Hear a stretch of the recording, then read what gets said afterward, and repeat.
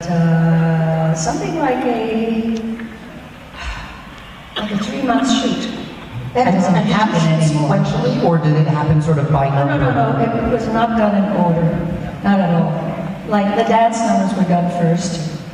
And in fact, we had the terrible shock of our lives when they fired Jerome Robbins.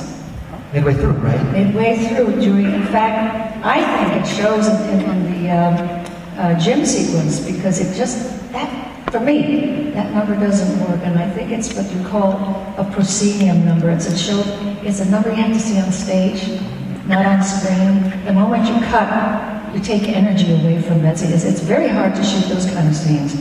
And everybody loves it, so fine, good. But we came into work one day, and they said, Jerry's not going to be with us anymore. The reason he was fired, he kept getting warned and warned and warned. You're doing too many takes. You want perfection. And you cannot get perfection when you have 12 people dancing. Nobody's going to do this at exactly the same time. Somebody's always going to be a little late or a little early with the move. They're not going to do the complete pirouette, whatever it is. It's not really possible. Especially with his dancing, which is so difficult.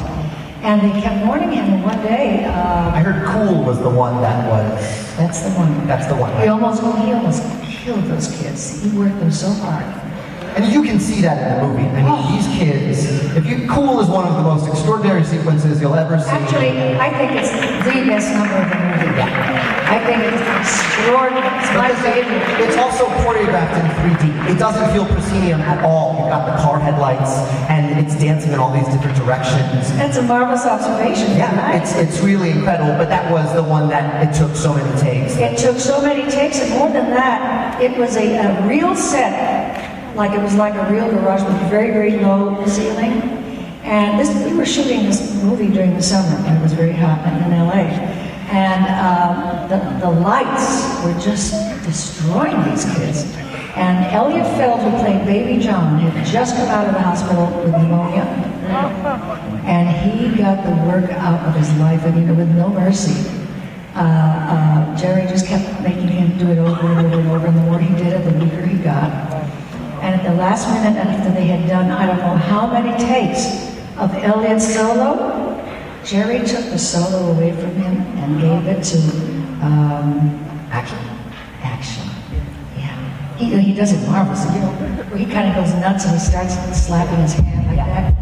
But at the last minute, so in other words, you couldn't match it. The matching was insane then, because then you just had to start from scratch again. It was crazy. It was crazy.